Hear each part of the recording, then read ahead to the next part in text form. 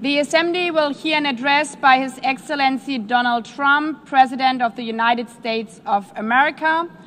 I request protocol to escort His Excellency and invite him to address the Assembly.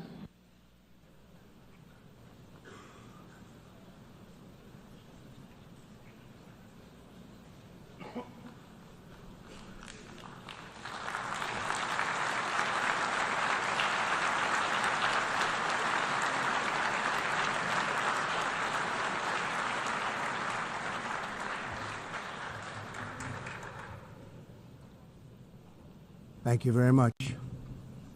Very much appreciated.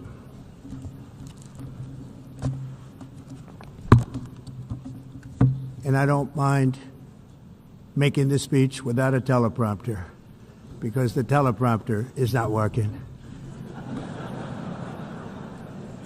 I feel very happy to be up here with you nevertheless, and that way you speak more from the heart. I can only say that whoever's operating this teleprompter is in big trouble.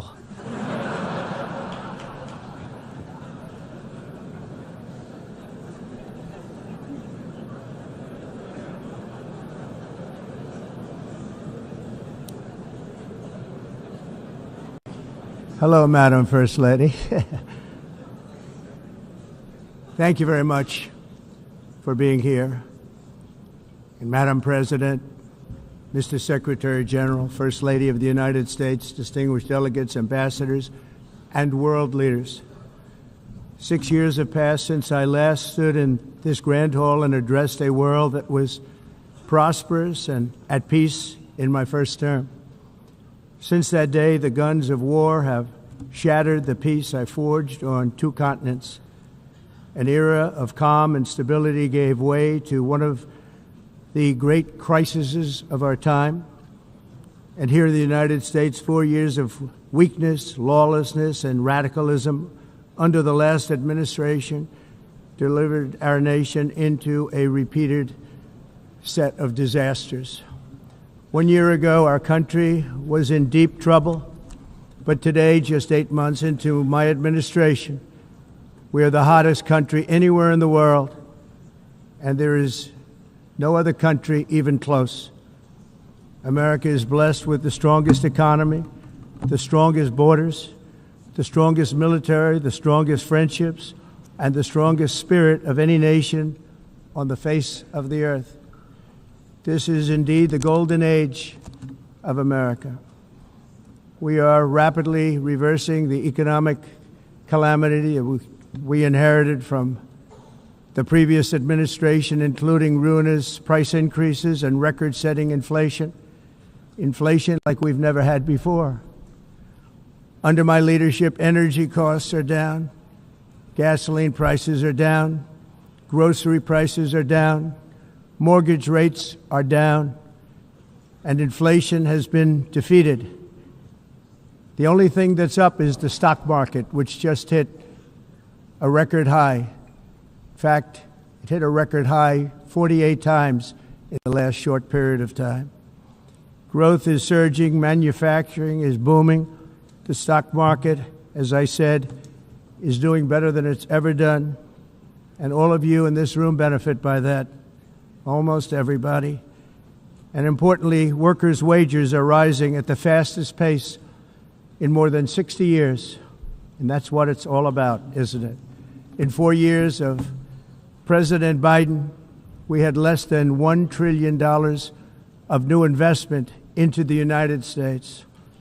In just 8 months since I took office, we have secured commitments and money already paid for $17 trillion. Think of it, 4 years, less than $1 trillion, 8 months, much more than $17 trillion is being invested in the United States. And it's now pouring in from all parts of the world. We've implemented the largest tax cuts in American history and the largest regulation cuts in American history, making this once and again the best country on earth to do business. And many of the people in this room are investing in America, and it's turned out to be an awfully good investment during this 8-month period. In my first term, I built the greatest economy in the history of the world. We had the best economy ever, history of the world. And I'm doing the same thing again, but this time it's actually much bigger and even better.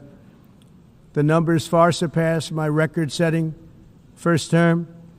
On our southern border, we have successfully repelled a colossal invasion. And for the last 4 months, and that's 4 months in a row, the number of illegal aliens admitted and entering our country has been 0. Hard to believe, because if you look back just a year ago, it was millions and millions of people pouring in from all over the world, from prisons, from mental institutions, drug dealers. All over the world they came. They just poured into our country with the ridiculous open border policy of the Biden administration. Our message is very simple. If you come illegally into the United States, you're going to jail, or you're going back to where you came from, or perhaps even further than that. You know what that means. I want to thank the country of El Salvador for the successful and professional job they've done in receiving and jailing so many criminals that entered our country. And it was under the previous administration that the number became record-setting, and they're all being taken out. We have no choice. And other countries have no choice, because other countries are in the exact same situation with immigration. It's destroying your country, and you have to do something about it. On the world stage, America is respected again like it has never been respected before. You think about 2 years ago, 3 years ago, 4 years ago, or 1 year ago, we were a laughingstock all over the world. At the NATO summit in June, virtually all NATO members formally committed to increase defense spending, at my request, from 2% to 5% of GDP, making our alliance far stronger and more powerful than it was ever before. In May, I traveled to the Middle East to visit my friends and rebuild our partnerships in the Gulf and those valued relationships with Saudi Arabia, Qatar, and the UAE, and other countries are now, I believe, closer than ever before. My administration has negotiated one historic trade deal after another, including with the United Kingdom, the European Union, Japan, South Korea, Vietnam, Indonesia, the Philippines, Malaysia, and many, many others. Likewise, in a period of just 7 months, I have ended 7 unendable wars. They said they were unendable. You're never going to get them solved. Some were going for 31 years, 2 of them, 31, think of it, 31 years. One was 36 years. One was 28 years. I ended 7 wars. And in all cases, they were raging with countless thousands of people being killed. This includes Cambodia and Thailand, Kosovo and Serbia, the Congo and Rwanda, a vicious, violent war that was, Pakistan and India, Israel and Iran, Egypt and Ethiopia, and Armenia and Azerbaijan. It included all of them. No president or prime minister, and for that matter, no other country has ever done anything close to that. And I did it in just 7 months. It's never happened before. There's never been anything like that. I'm very honored to have done it. It's too bad that I had to do these things instead of the United Nations doing them. And sadly, in all cases, the United Nations did not even try to help in any of them. I ended 7 wars, dealt with the leaders of each and every one of these countries, and never even received a phone call from the United Nations offering to help in finalizing the deal. All I got from the United Nations was an escalator that on the way up stopped right in the middle. If the First Lady wasn't in great shape, she would have fallen. But she's in great shape. We're both in good shape. We both stood. And then a teleprompter that didn't work. These are the two things I got from the United Nations, a bad escalator and a bad teleprompter. Thank you very much. And by the way, it's working now. It just went on. Thank you. I think I should just do it the other way. It's easier. Thank you very much. I didn't think of it at the time because I was too busy working to save millions of lives. That is the saving and stopping of these wars. But later I realized that the United Nations wasn't there for us. They weren't there. I thought of it really after the fact, not during these negotiations, which were not easy. That being the case, what is the purpose of the United Nations? The UN has such tremendous potential. I've always said it. It has such tremendous, tremendous potential, but it's not even coming close to living up to that potential. For the most part, at least for now, all they seem to do is write a really strongly worded letter and then never follow that letter up. It's empty words, and empty words don't solve war. The only thing that solves war and wars is action.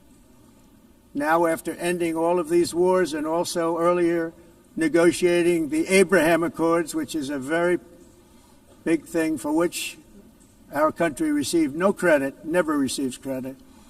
Everyone says that I should get the Nobel Peace Prize for each one of these achievements.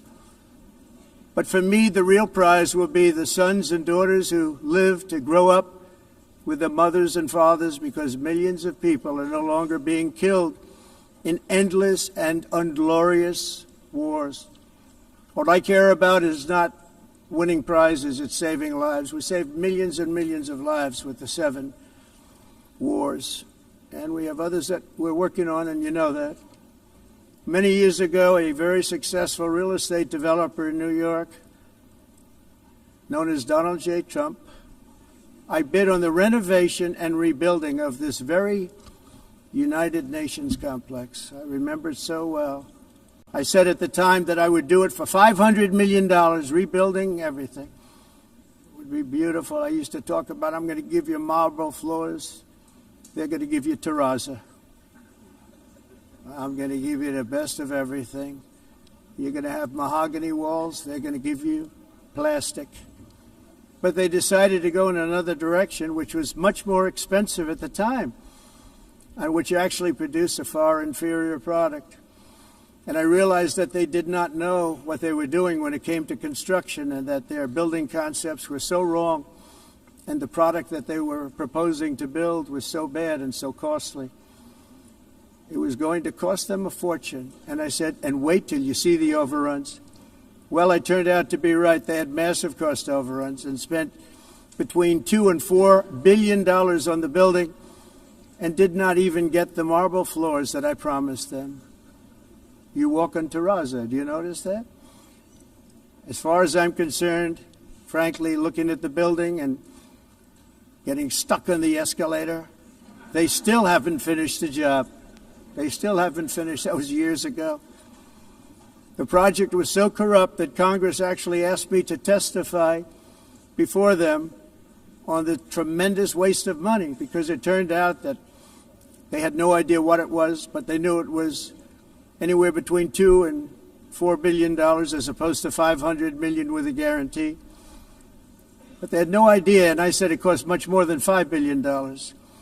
Unfortunately, many things in the United Nations are happening just like that, but on an even much bigger scale, much, much bigger.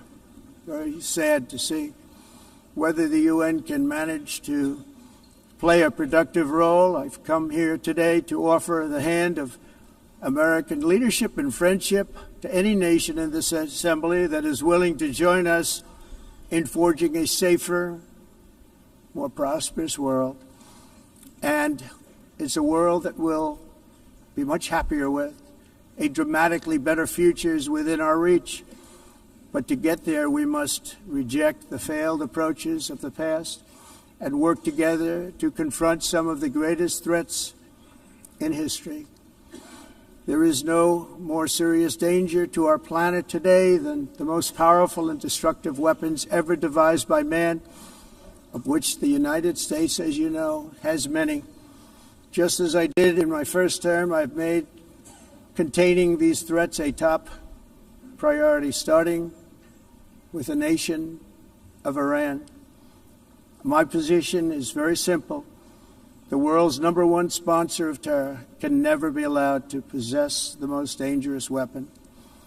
That's why, shortly after taking office, I sent the so-called Supreme Leader a letter making a generous offer. I extended a pledge of full cooperation in exchange for a suspension of Iran's nuclear program. The regime's answer was to continue their constant threats to their neighbors and U.S. interests throughout the region and some great countries that are right nearby. Today, many of Iran's former military commanders, in fact, I can say almost all of them, are no longer with us. They're dead. And 3 months ago, in Operation Midnight Hammer, 7 American B-2 bombers dropped the 14 30,000-pound each bombs on Iran's key nuclear facilities, totally obliterating everything. No other country on earth could have done what we did. No other country has the equipment to do what we did. We have the greatest weapons on earth. We hate to use them.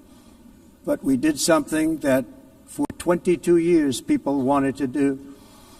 With Iran's nuclear enrichment capacity demolished, I immediately brokered an end to the 12-day war, as it's called, between Israel and Iran, with both sides agreeing to fight no longer. As everyone knows, I have also been deeply engaged in seeking a ceasefire in Gaza. Have to get that done. Have to get it done. Unfortunately, Hamas has repeatedly rejected reasonable offers to make peace. We can't forget October 7th, can we? Now, as if to encourage continued conflict, some of this body is seeking to unilaterally recognize a Palestinian state. The rewards would be too great for Hamas terrorists for their atrocities. This would be a reward for these horrible atrocities, including October 7th, even while they refuse to release the hostages or accept a ceasefire. Instead of giving to Hamas and giving so much, because they've taken so much, they have taken so much. This could have been solved so long ago. But instead of giving in to Hamas's ransom demands, those who want peace should be united with one message: release the hostages now. Just release the hostages now. Thank you.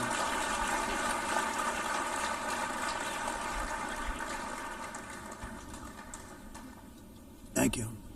As we have got to come together, and we will come together, got to get it done. We have to stop the war in Gaza immediately. We have to stop it. We have to get it done. We have to negotiate, immediately have to negotiate peace. We got to get the hostages back. We want all 20 back.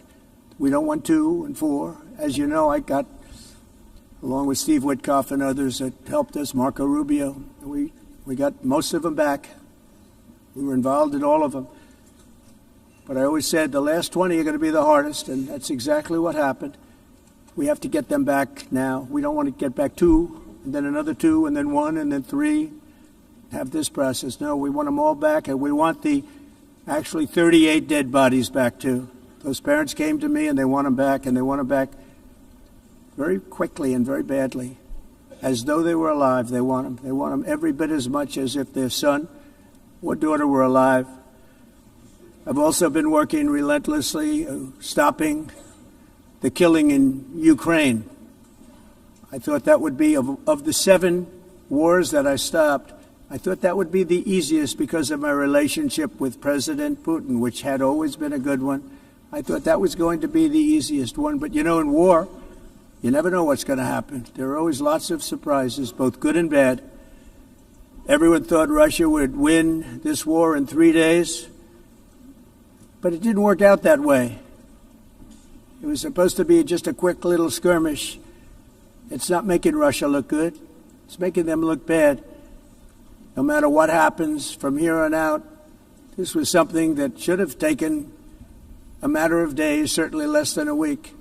And they've been fighting for 3.5 years and killing anywhere from 5,000 to 7,000 young soldiers, mostly soldiers, on both sides, every single week, from 5,000 to 7,000 dead young people, and some in cities, much smaller numbers, where rockets are shot, where drones are dropped. This war would never have started if I were president. This was a war that should have never happened. It shows you what leadership is, what bad leadership can do to a country. Look what happened to the United States, and look where we are right now in just a short period of time. The only question now is how many more lives will be needlessly lost on both sides. China and India are the primary funders of the ongoing war by continuing to purchase Russian oil. But inexcusably, even NATO countries have not cut off much Russian energy and Russian energy products, which, as you know, I found out about 2 weeks ago, and I wasn't happy. Think of it.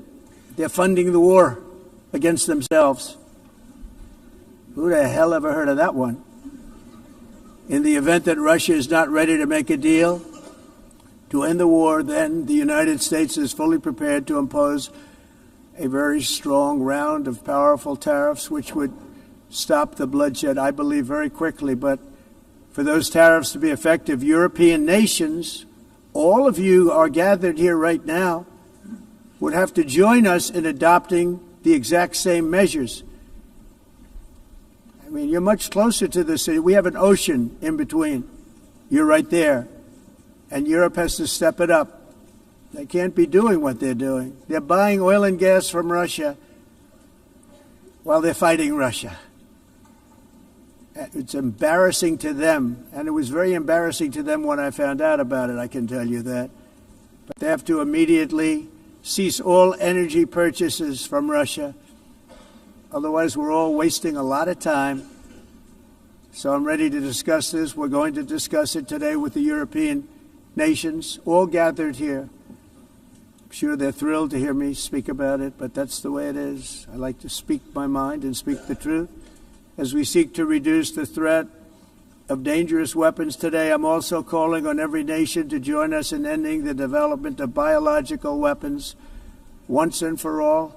And biological is terrible, and nuclear is even beyond, and we include nuclear in that. We want to have a cessation of the development of nuclear weapons. We know, and I get to view it all the time. Sir, would you like to see? And I look at weapons that are so powerful that we just can't ever use them. If we ever use them, the world literally might come to an end. There would be no United Nations to be talking about. There would be no nothing. Just a few years ago, reckless experiments overseas gave us a devastating global pandemic. Yet despite that worldwide catastrophe, many countries are continuing extremely risky research into bioweapons and man-made pathogens. This is unbelievably dangerous. To prevent potential disasters, I'm announcing today that my administration will lead an international effort to enforce Biological Weapons Convention, which is going to be meeting with the top leaders of the world by pioneering an AI verification system that everyone can trust. Hopefully the UN can play a constructive role, and it will also be one of the early projects under AI. Let's see how good it is, because a lot of people are saying it could be one of the great things ever, but it also can be dangerous, but it can be put to tremendous use and tremendous good, and this would be an example of that. Not only is the UN not solving the problems it should, too often, it's actually creating new problems for us to solve. The best example is the number one political issue of our time, the crisis of uncontrolled migration. It's uncontrolled. Your countries are being ruined. The United Nations is funding an assault on Western countries and their borders. In 2024, the UN budgeted $372 million in cash assistance to support an estimated 624,000 migrants journeying into the United States. Think of that. The UN is supporting people that are illegally coming into the United States, and then we have to get them out. The UN also provided food, shelter, transportation, and debit cards to illegal aliens. Can you believe that? On the way to infiltrate our southern border. Millions of people came through that southern border. Just a year ago, millions and millions of people were pouring in, 25 million altogether over the 4 years of the incompetent Biden administration. And now we have it stopped, totally stopped. In fact, they're not even coming anymore because they know they can't get through. But what took place is totally unacceptable. The UN is supposed to stop invasions, not create them and not finance them. In the United States, we reject the idea that mass numbers of people from foreign lands can be permitted to travel halfway around the world, trample our borders, violate our sovereignty, cause unmitigated crime, and deplete our social safety net. We have reasserted that America belongs to the American people, and I encourage all countries to take their own stand in defense of their citizens as well. You have to do that because I see it. I'm not mentioning names. I see it, and I can call every single one of them out. You're destroying your countries. They're being destroyed. Europe is in serious trouble. They've been invaded by a force of illegal aliens like nobody's ever seen before. Illegal aliens are pouring into Europe. Nobody is ever, and nobody's doing anything to change it, to get them out. It's not sustainable. And because they choose to be politically correct, they're doing just absolutely nothing about it. And I have to say, I look at London, where you have a terrible mayor, terrible, terrible mayor, and it's been so changed, so changed. Now they want to go to Sharia law, but you're in a different country. You can't do that. Both the immigration and their suicidal energy ideas will be the death of Western Europe if something is not done immediately. This cannot be sustained. What makes the world so beautiful is that each country is unique. But to stay this way, every sovereign nation must have the right to control their own borders. You have the right to control your borders, as we do now, and to limit the sheer numbers of migrants entering their countries and paid for by the people of that nation that were there and that built that particular nation at the time. They put their blood, sweat, tears, money into that country, and now they're being ruined. Proud nations must be allowed to protect their communities and prevent their societies from being overwhelmed by people they have never seen before, with different customs, religions, with different everything. Where migrants have violated laws, lodged false asylum claims, or claimed refugee status for illegitimate reasons, they should, in many cases, be immediately sent home. And while we will always have a big heart for places and people that are struggling and truly compassionate, answers will be given. We have to solve the problem, and we have to solve it in their countries, not create new problems in our countries. And we are very helpful to a lot of countries that are just not able to send their people anymore. They used to send them to us in caravans of 25,000, 30,000 people each. These massive caravans of people pouring into our country, totally unchecked and unvetted. But not anymore. According to the Council of Europe in 2024, almost 50% of inmates in German prisons were foreign nationals or migrants. In Austria, the number was 53% of the people in prisons were from places that weren't from where they are now. In Greece, the number was 54%, and in Switzerland, beautiful Switzerland, 72% of the people in prisons are from outside of Switzerland. When your prisons are filled with so-called asylum seekers who repaid kindness, and that's what they did, they repaid kindness with crime, it's time to end the failed experiment of open borders. You have to end it now. See, I can tell you, I'm really good at this stuff. Your countries are going to hell. In America, we've taken bold action to swiftly shut down uncontrolled migration. Once we started detaining and deporting everyone who crossed the border, and removing illegal aliens from the United States, they simply stopped coming. They're not coming anymore. We're getting a lot of credit, but they're not coming anymore. This was a humanitarian act for all involved, because on the trips up, thousands of people a week were dying. Women were being raped. Nobody's ever seen anything like it. Raped, horribly beaten, raped. On the trip up, the journey up, it was a long walk. It was a long, arduous journey, indeed. And it was also a historic victory against human trafficking throughout the region. What we did was a victory, and we saved so many lives of people that wouldn't make the journey. That journey was loaded up with death. Loaded up with death. Dead bodies all along the roads of jungles to get up. They go through jungles, they go through areas so hot you couldn't breathe. They were dying of suffocation, areas so hot that you couldn't breathe. Dead bodies all over.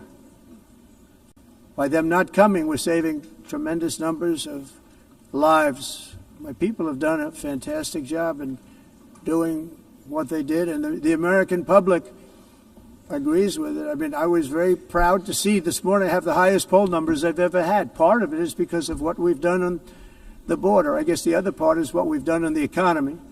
Joe Biden's policies empowered murderous gangs, human smugglers, child traffickers, drug cartels, and prisoners from all over the world.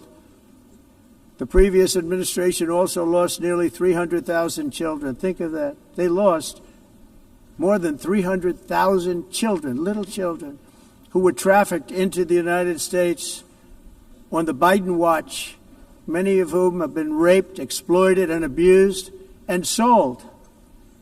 Sold. Nobody talks about that. The fake news doesn't write about it.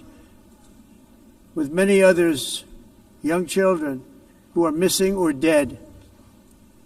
And we found a lot of these children, and we're sending them back, and we've been sending them back to their parents. They said, nobody knows who they are. They said, where do you come from? And they'll give us a country, and we'll find out, and we'll figure it out, and we'll bring them back to their homes. And the mother and father rush to the door, and their tears in their eyes. They can't believe that they're seeing their son or daughter, their little son or daughter again. We've done almost 30,000 of them so far. Any system that results in the mass trafficking of children is inherently evil. Yet that is exactly what the globalist migration agenda has done, and it's what it's all about. In America, those days, as you know, are over. The Trump administration is working, and we are continuing to work to track down the villains that are causing this problem, and also, as I said, to get back the 30,000 we've already returned. Now I think we're going to have another. We're going to find a lot. You're not going to find all of them. 300, more than 300,000. They're lost or they're dead. They're lost or they're dead because of the animals that did this. To protect our citizens, I've also designated multiple savage drug cartels as far as and you see this, and you see it happening right before your eyes. Let's put it this way. People don't like taking big loads of drugs in boats anymore. There aren't too many boats that are traveling on the seas by Venezuela. They tend not to want to travel very quickly anymore. And we've virtually stopped drugs coming into our country by sea. We call them the water drugs. They kill hundreds of thousands of people. I've also designated multiple savage drug cartels as far as foreign terrorist organizations, along with two bloodthirsty transnational gangs, probably the worst gangs anywhere in the world, MS-13 and Tren de Aragua. Tren de Aragua is from Venezuela, by the way. Such organizations torture, maim, mutilate, and murder with impunity. They're the enemies of all humanity. For this reason, we've recently begun using the supreme power of the United States military to destroy Venezuelan terrorists and trafficking networks led by Nicolas Maduro. To every terrorist thug smuggling poisonous drugs into the United States of America, please be warned that we will blow you out of existence. That's what we're doing. We have no choice. Can't let it happen. They're destroying I believe we lost 300,000 people last year to drugs, 300,000. Fentanyl and other drugs. Each boat that we sink carries drugs that would kill more than 25,000 Americans. We will not let that happen. Energy is another area where the United States is now thriving like never before. We're getting rid of the falsely named renewables. By the way, they're a joke. They don't work. They're too expensive. They're not strong enough to fire up the plants that you need to make your country great. The wind doesn't blow. Those big windmills are so pathetic and so bad, so expensive to operate. And they have to be rebuilt all the time, and they start to rust and rot. Most expensive energy ever conceived, and it's actually energy. You're supposed to make money with energy, not lose money. You lose money, the governments have to subsidize. You can't put them out without massive subsidies. And most of them are built in China, and I give China a lot of credit. They build them, but they have very few wind farms. So why is it that they build them and they send them all over the world, but they barely use them? You know what they use? Coal. They use gas. They use almost anything, but they don't like wind. But they sure as hell like selling the windmills. Europe, on the other hand, is a long way to go, with many countries being on the brink of destruction because of the green energy agenda. And I give a lot of credit to Germany. Germany was being led down a very sick path, both on immigration, by the way, and on energy. They were going green, and they were going bankrupt. And the new leadership came in, and they went back to where they were, with fossil fuel and with nuclear, which is good. It's now safe. You can do it properly. But they went back to where they were, and they opened up a lot of different plants, energy-producing plants, and they're doing well. I give Germany a lot of credit for that. They've said this is a disaster, what's happening. They were going all green. All green is all bankrupt. That's what it represents. And it's not politically correct. I'll be very badly criticized for saying it, but I'm here to tell the truth. I don't care. It doesn't matter to me. I'm in New York City. I'm feeling a lot safer. Crime, we're getting crime down. And by the way, speaking of crime, Washington, D.C. Washington, D.C. was the crime capital of America. Now it's after 12 days, it's a totally safe city. Everyone's going out to dinner. They're going out to restaurants. Your wife can walk down the middle of the street with or without you. Nothing's going to happen. My people have done a fantastic job. And yes, I called in the National Guard, and the National Guard took care of business. And they weren't politically correct, but they took care of business. We got 1,700 career criminals out, brought them back to where they came from, the countries where they came from, or put them in jails. Washington, D.C. is now a totally safe city again, and I welcome you to come. In fact, we'll have dinner together at a local restaurant, and we'll be able to walk. We don't have to go by an armor-plated vehicle. We'll walk right over there from the White House. They've given up their powerful edge, a lot of the countries that we're talking about, in oil and gas, such as essentially closing the great North Sea oil. Oh, the North Sea, I know it so well.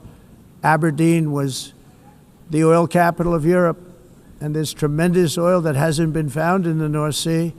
Tremendous oil. And I was with the Prime Minister I respect and like a lot, and I said, you're sitting with the greatest asset. They essentially closed it by making it so highly taxed that no developer, no oil company can go there. They have tremendous oil left, and more importantly, they have tremendous oil that hasn't even been found yet. And what a tremendous asset for the United Kingdom. And I hope the Prime Minister is listening, because I told it to him 3 days in a row. That's all he heard. North Sea oil, North Sea, because I want to see them do well. I want to stop seeing them ruining that beautiful Scottish and English countryside with windmills and massive solar panels that go 7 miles by 7 miles, taking away farmland.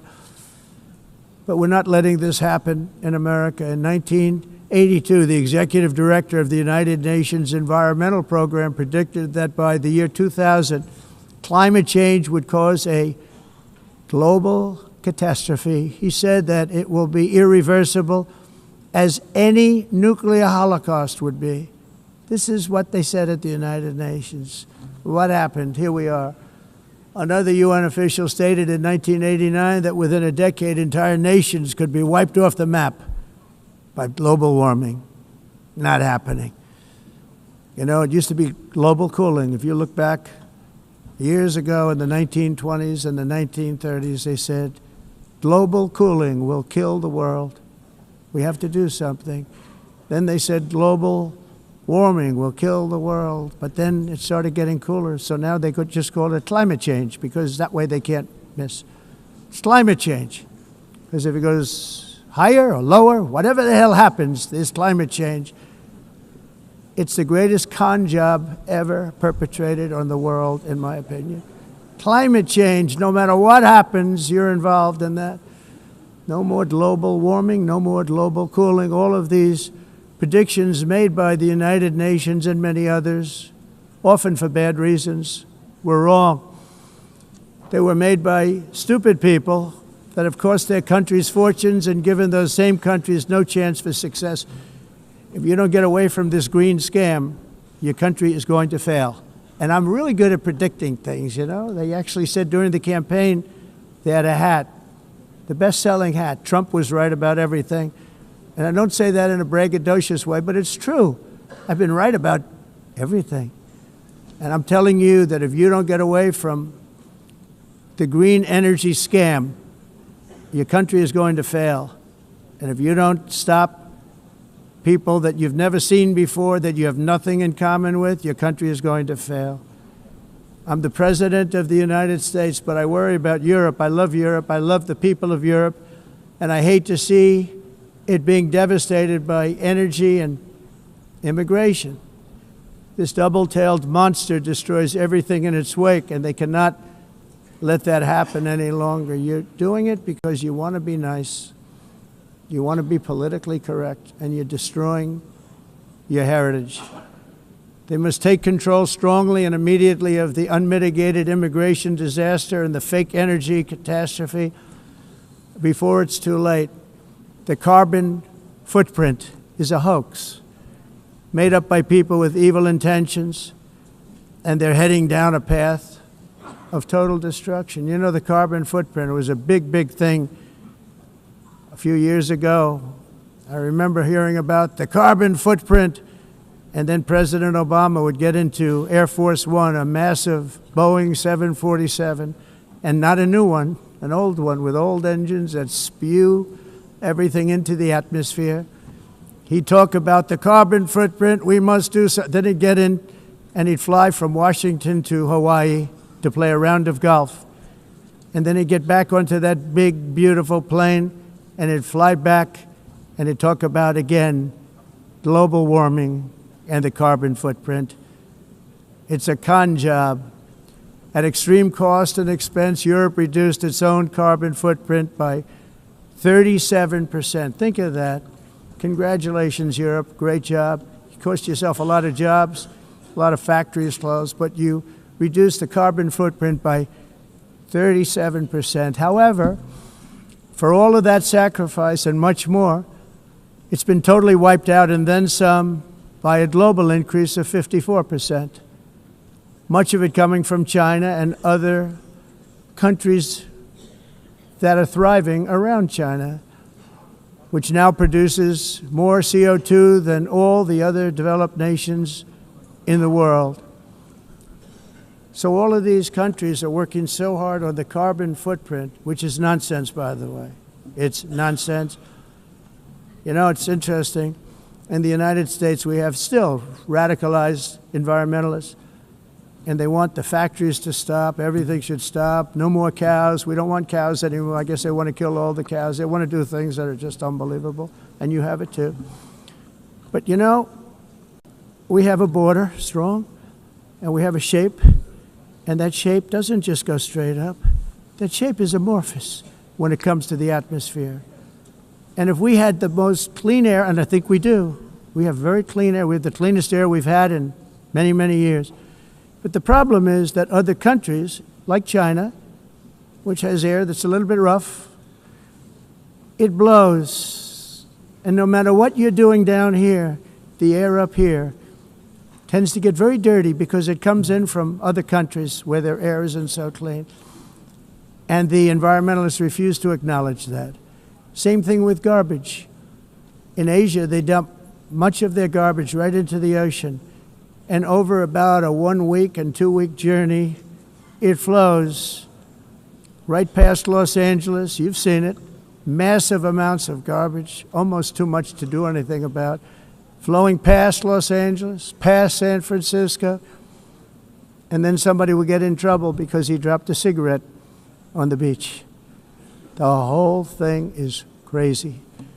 The primary effect of these brutal green energy policies has not been to help the environment, but to redistribute manufacturing and industrial activity from developed countries that follow the insane rules that are put down to polluting countries that break the rules and are making a fortune.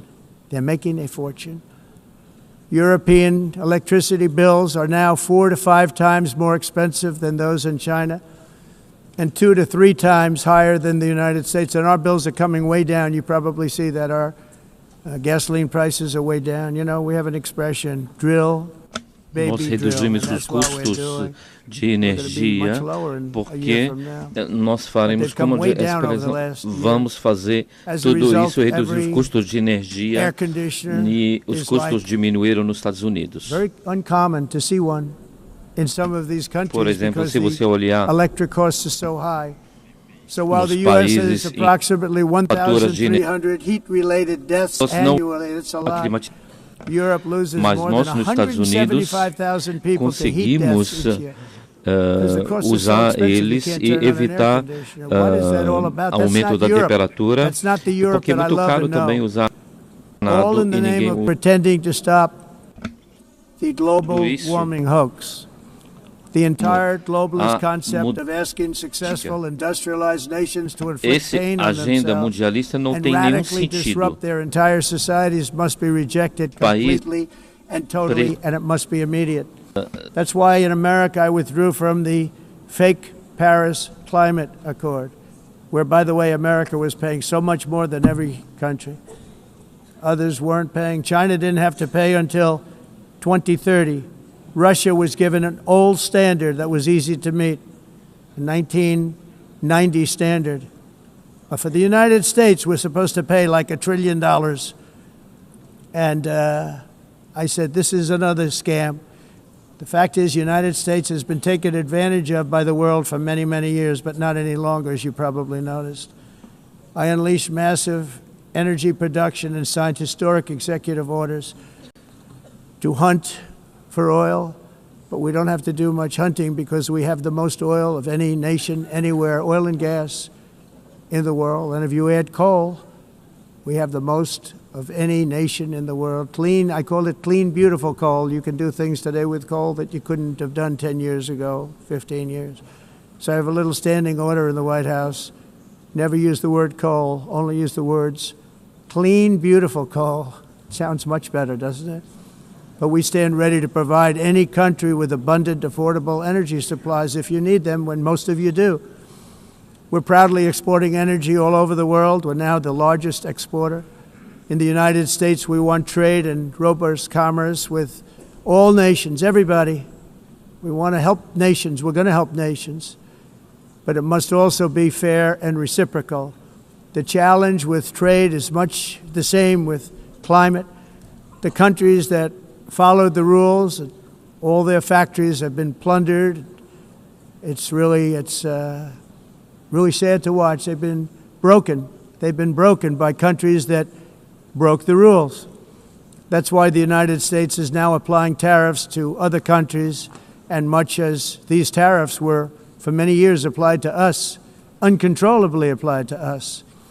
We've used tariffs as a defense mechanism under the Trump administration, including my first term, where hundreds of billions of dollars in tariffs were taken in. And by the way, we had the lowest inflation, and now we have very low inflation. The only thing different is that we have hundreds of billions of dollars flowing into our country. But this is how we will ensure that the system works for everyone, and is sustainable into the future. We're also using tariffs to defend our sovereignty and security throughout the world, including against nations that have taken advantage of former U.S. administrations for decades, including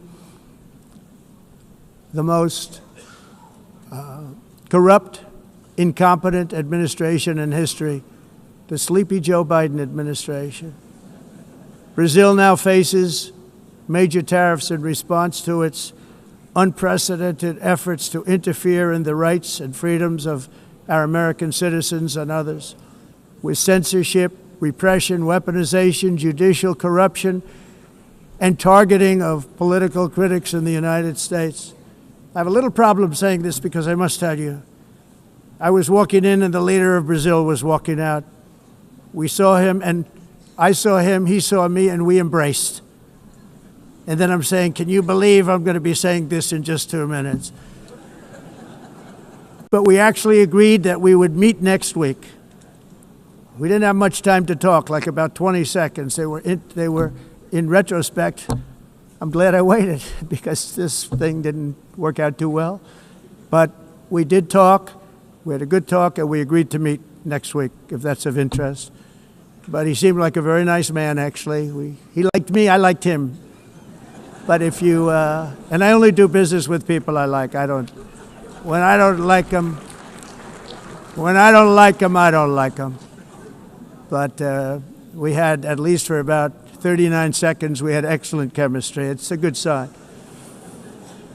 But also in the past, Brazil, can you believe this, unfairly tariffed our nation, but now because of our tariffs, we are hitting them back, and we're hitting them back very hard. As president, I will always defend our national sovereignty and the rights of American citizens. So I'm very sorry to say this, that Brazil is doing poorly and will continue to do poorly.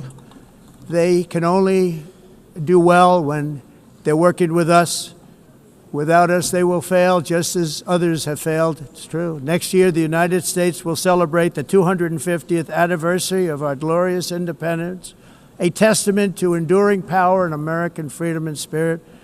We will also be proudly hosting the 2026 FIFA World Cup, and shortly thereafter, the 2028 Olympics, which is going to be very exciting. I hope you all come.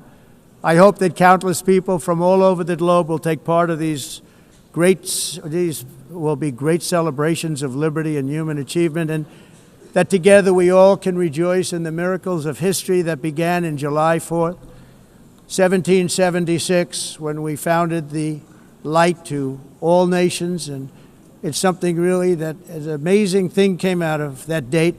It's called the United States of America.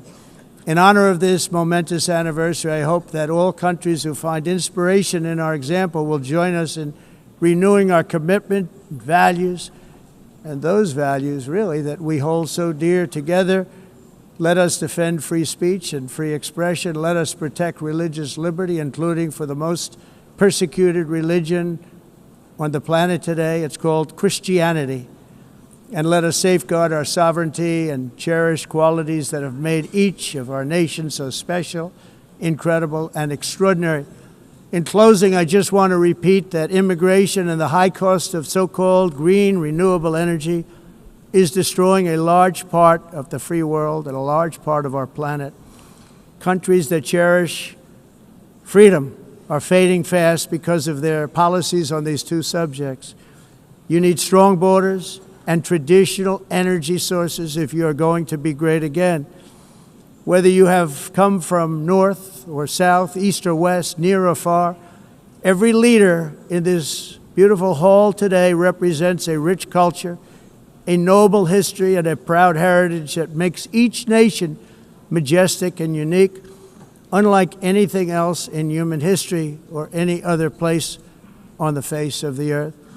From London to Lima, from Rome to Athens, from Paris to Seoul, from Cairo to Tokyo and Amsterdam to right here in New York City, we stand on the shoulders of the leaders and legends, generals and giants, heroes and titans who won and built our beloved nations, all of our nations, with their own courage, strength, spirit, and skill.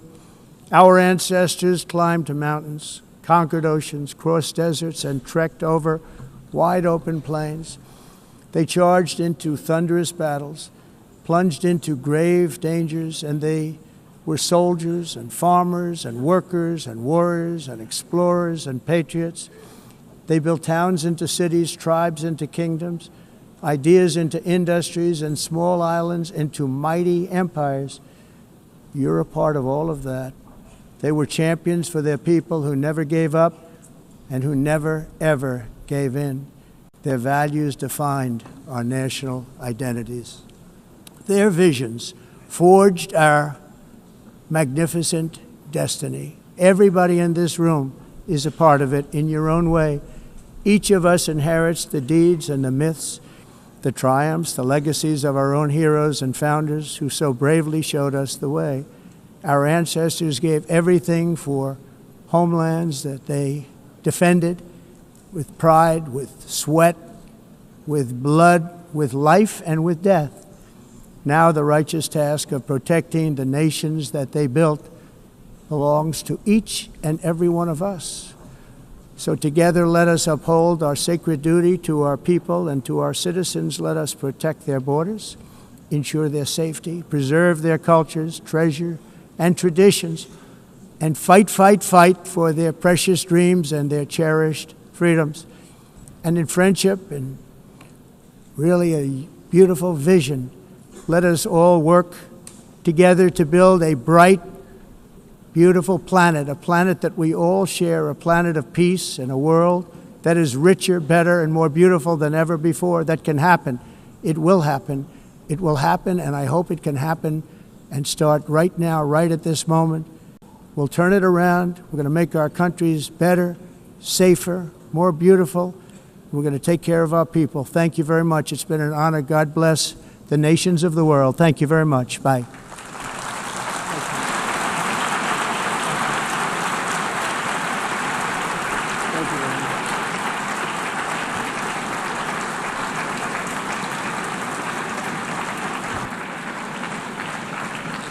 On behalf of the Assembly, I wish to thank the President of the United States,